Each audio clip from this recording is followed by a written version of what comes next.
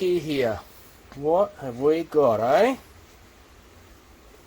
It's taken me a while to get this one, I'm going to tell you. Took a long time. But it is now here. That is the main thing. I'm very happy with it. I'll probably go through and clean all the parts. Dismantle a bit more. I've got to say a big thank you to Steve again. Steve gave me an awesome deal on this genuine 5B, HPI 5B. It's got all the markings of a genuine item. It's got an aftermarket pipe. Didn't realise I had that pipe on there actually. I don't remember seeing it. So that's a nice little surprise. So the plan here is just to clean it up. This is all bent out of shape, so I just heated it up, put a bit of weight on it. I still got to work with it a little bit more. It was really light. Or was it the other way? It was like that, like really bad. So yeah, so I'm trying to get that back a little bit flatter. It might go back to what it was. I felt that this, when you put it in there,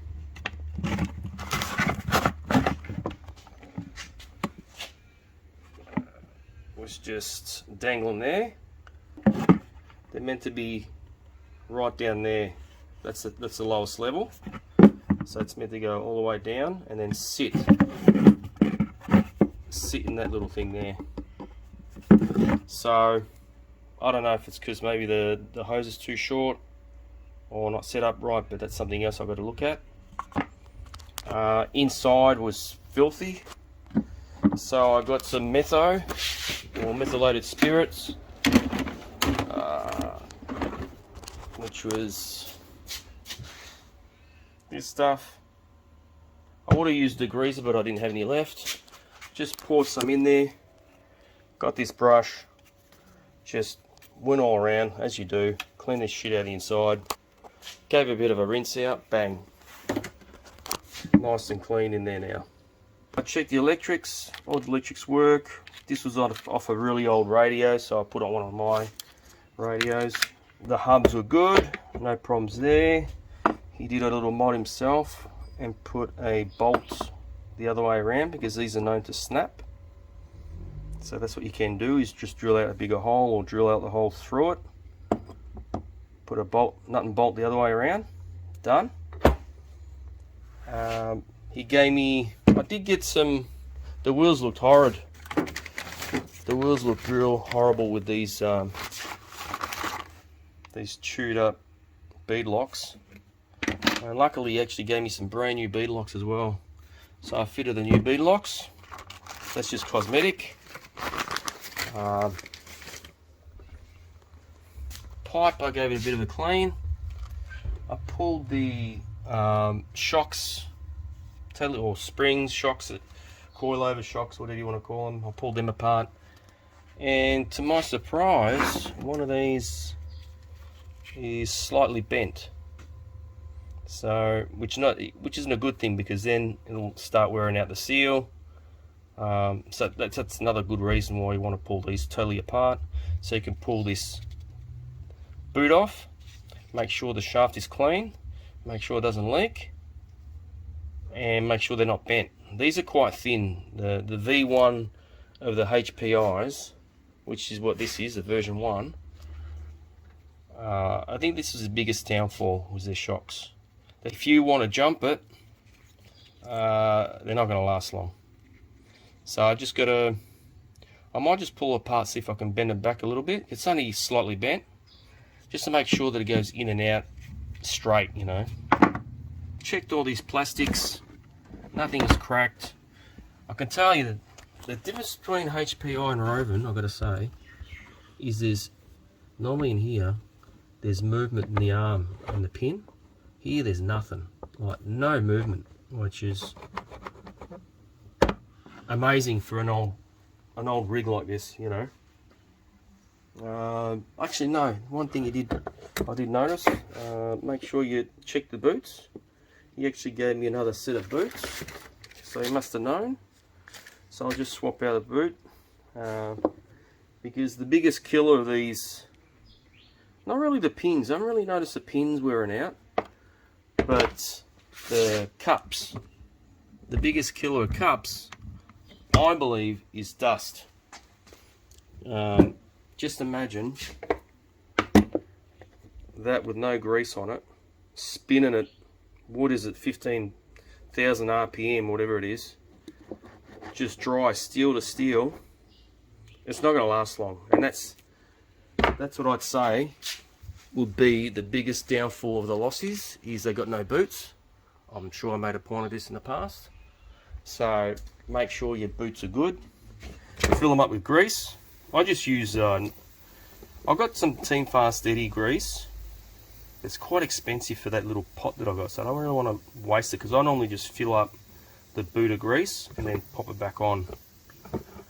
So I'll just use normal car grease. I'll just use that stuff there. Or that's nearly empty actually.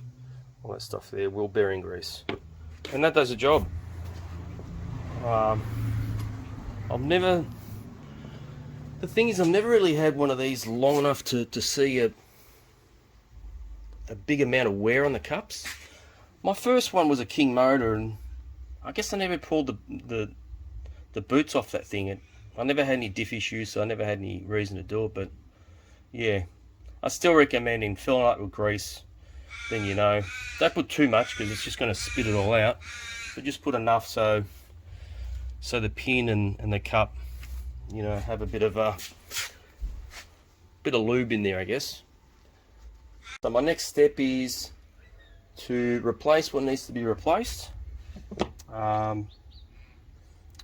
This thing did get upgraded brakes, which I'm not too keen on. And it's one issue that I won't be able to resolve until I get another set of pads. Because these have got the carbon fibre. And if I clamp this down between the rear plate, so if I clamp it down between that and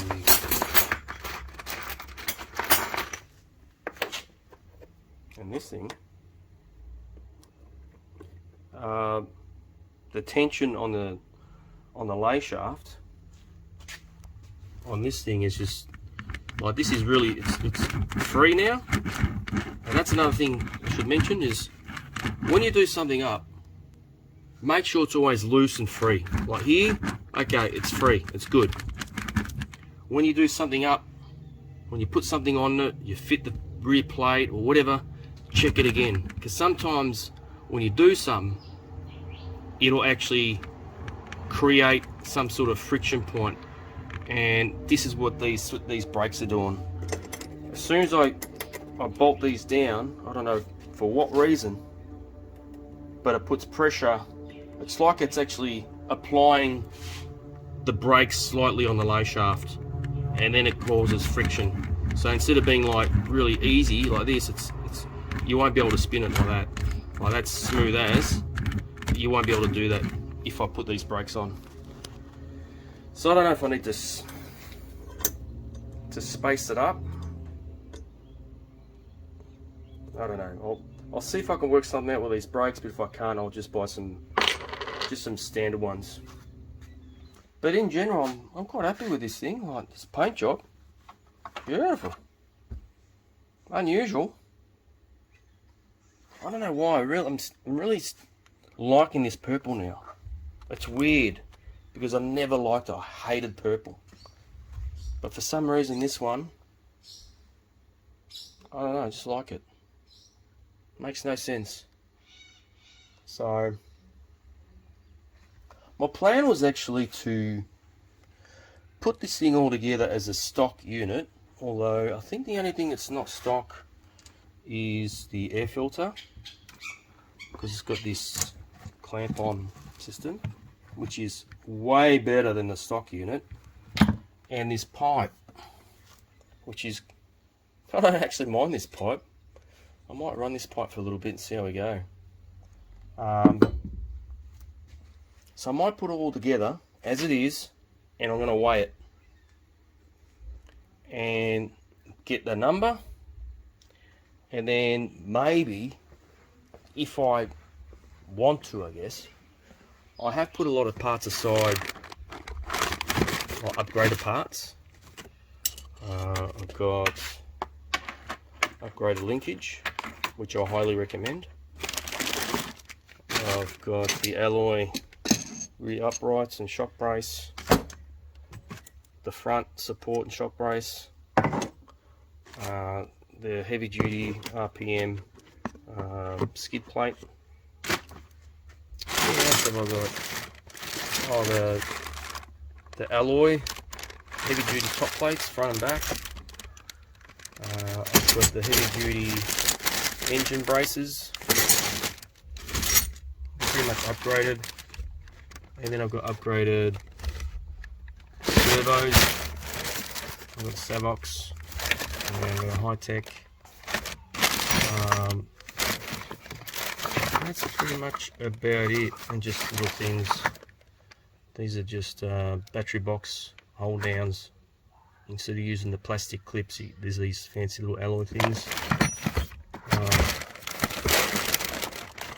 Yeah, so you gotta wonder how much extra weight all this alloy will put.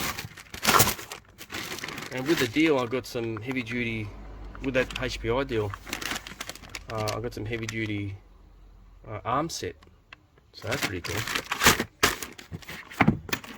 So yeah, so I was gonna weigh it stock, and then weigh it with all the upgrades and see really, is there that much of a weight difference. I believe there would be, but I don't know. I've also kept this thing because it's got I think it's, I don't know if it was man-made or not, or homemade I should say, but it's got the quick release, which I highly recommend on putting on these things, because once this is on and you want to get to your battery box and all that, it's just a pain. So if you can just quick release it, heaps better. There is another piece as well I kept. Yeah, probably won't keep the enclosed setup, but I'll keep the plate, the spur plate.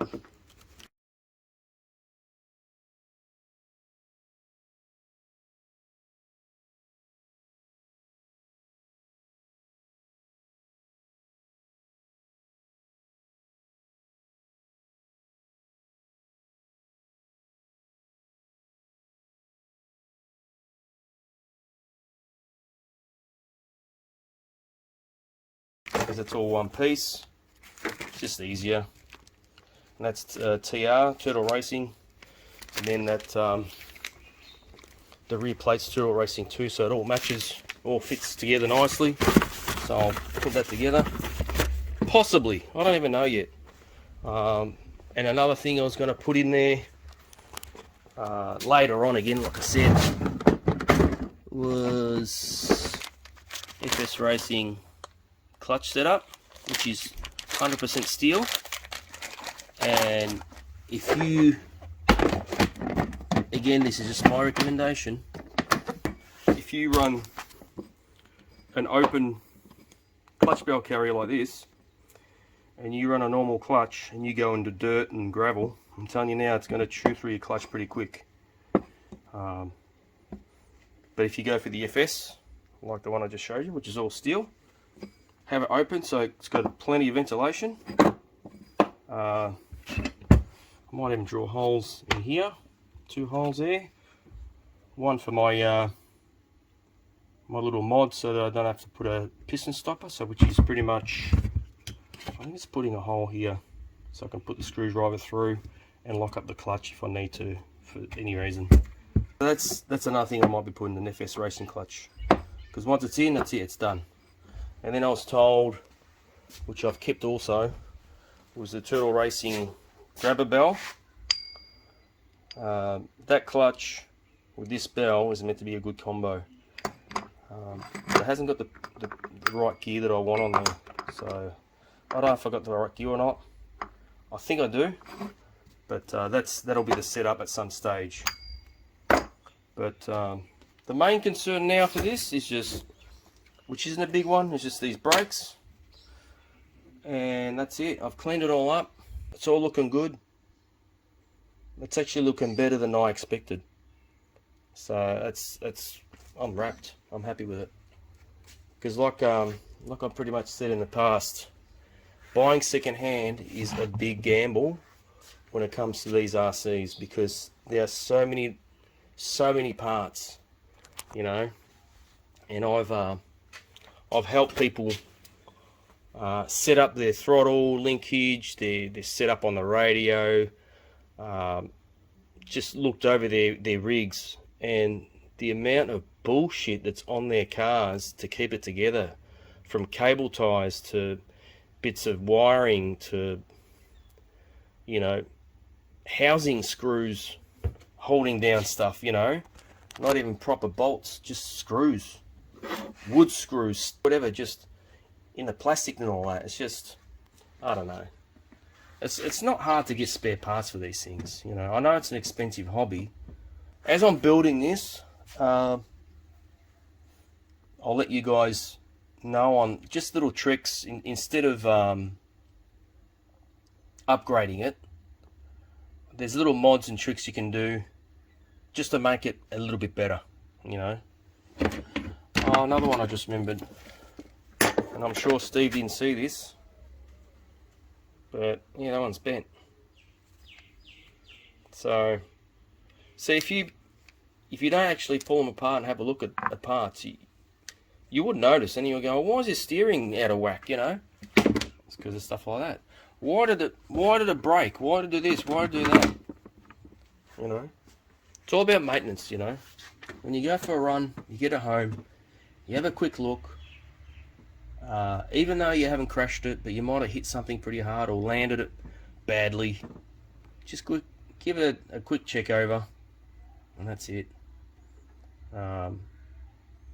Because going back to what I just said before, people just using anything and everything to get them, holding them together, it actually gets to a point after a while, they're like, you know what, this thing is a piece of shit, I'm getting rid of it. And they either throw it out in the bin, or they just sell it cheap. I guess this is a hobby and it's not for everyone. I'm looking forward to going back to two-wheel drive for some reason. I don't know why. All this time I said, no, I don't want two-wheel drive anymore, but I think, I'm not sure if I mentioned it before, because the track's so bad, I might have to start going on some grass. And these aren't really high-speed units. And if you want it to do high speeds, you need bigger motors with bigger gears with bigger drive lines, you know, which I'm not prepared to spend.